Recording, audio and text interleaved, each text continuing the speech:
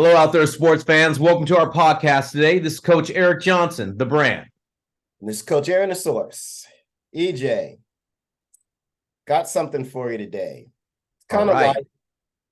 It may not take us too long, but it was just something that kind of started coming up that I thought about because I get a lot of soccer athletes as well as, a lot of baseball athletes. And I want to name this podcast Illusion or Delusion, keeping it real with your athlete.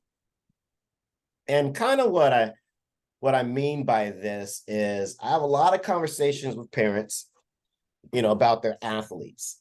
And I get a lot of my athlete plays on an elite level, fill in the blank, basketball team, right, baseball team, soccer team.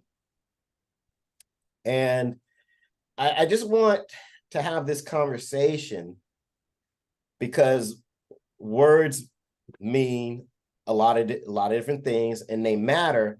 And I think youth sports has now been convoluted with all of these terms, and they don't truly mean what they mean. Now, after that word salad I just gave you, basically what I'm saying is this. Word salad.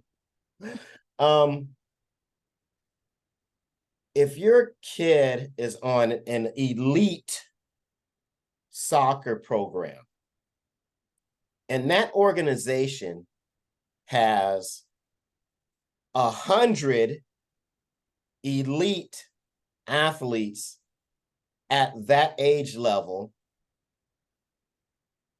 is your athlete really elite? Because you mean to tell me 100 12-year-old elite soccer athletes all live within one region?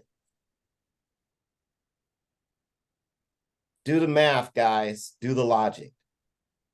Okay. That is not the case. It's not, you guys. And I'm not trying to disparage any athlete. Right.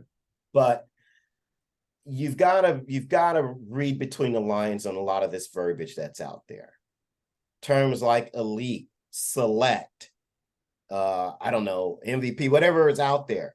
Yeah. Throw that stuff out, you guys, and just look at, hey, where does my kid stand locally, regionally, nationally? Those are the only measuring sticks. Forget the titles.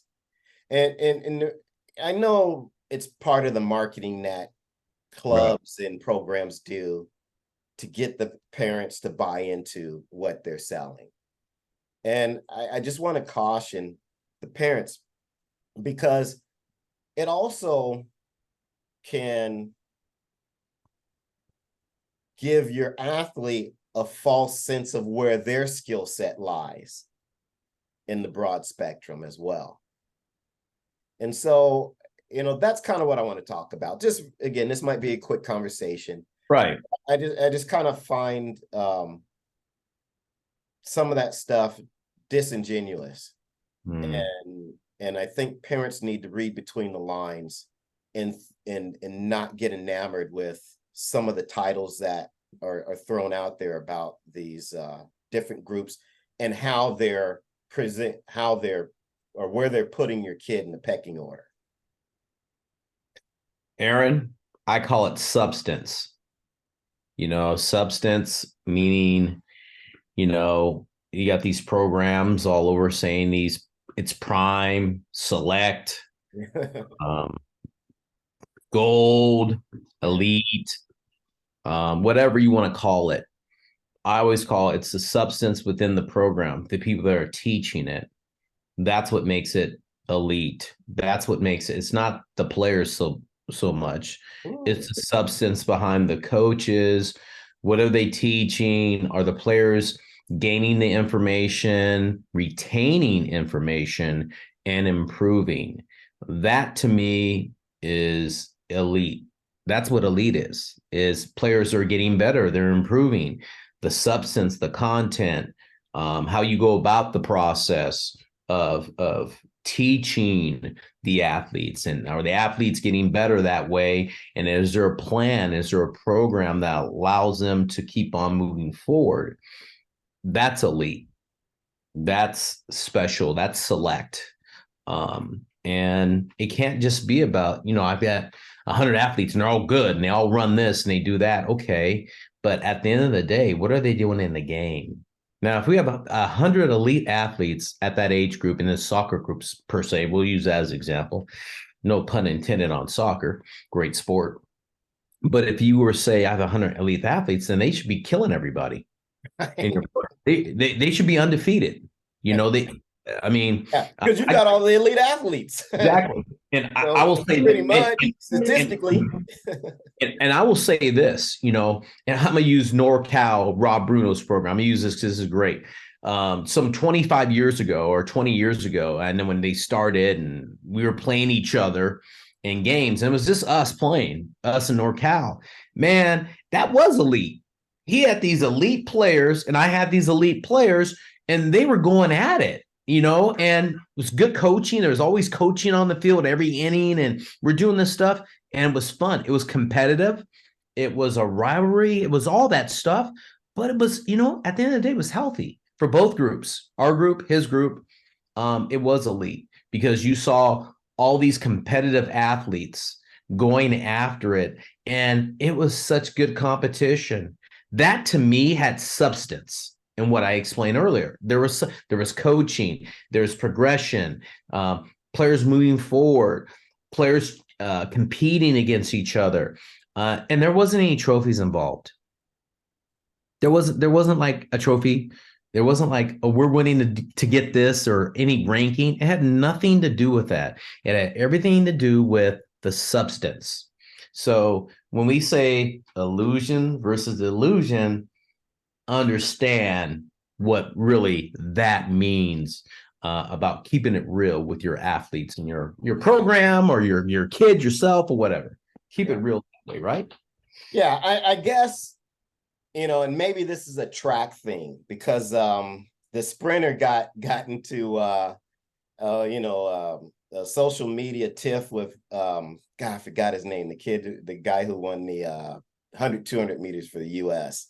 This year, right? Yeah. I know you're talking about that. He got in a tiff with the NBA guys because, he basically said, why are you guys calling yourselves world champions? You're not playing the world, whereas in track and field, you're competing against everyone, the best in the world. Oh.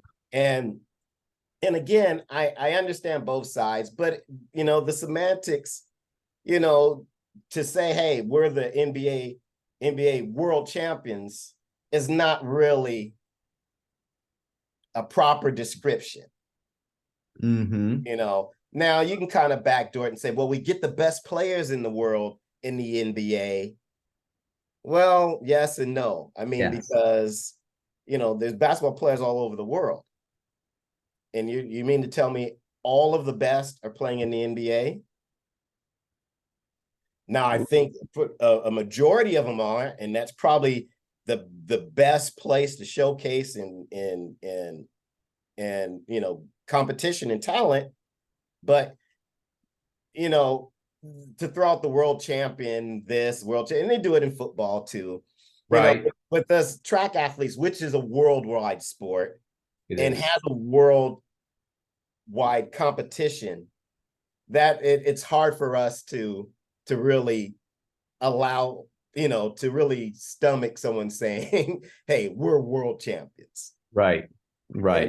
And again, with the NFL, I guess they are world champions because there's really not too many other football leagues. So maybe by default, they're the best in the world, it's the best league in the world. Yes. So maybe that, I don't know.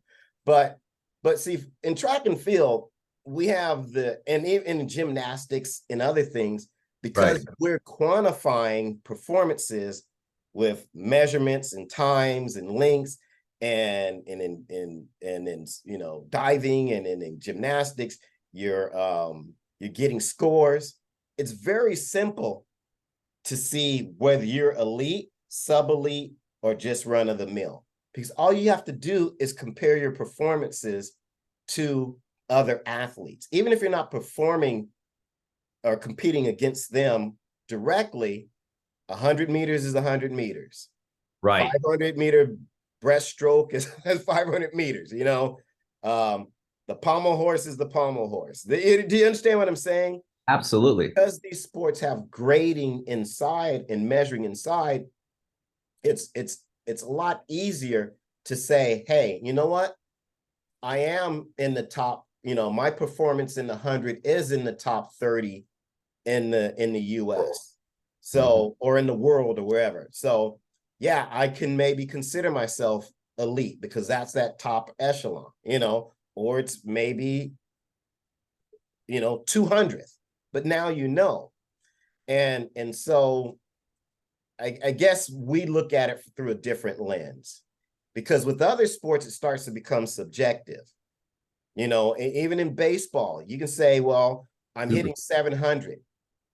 Well, maybe you're in a high school league whose pitching isn't really all that good. Right. You know, um, and how can you really compare that to all the other high school conferences throughout the country?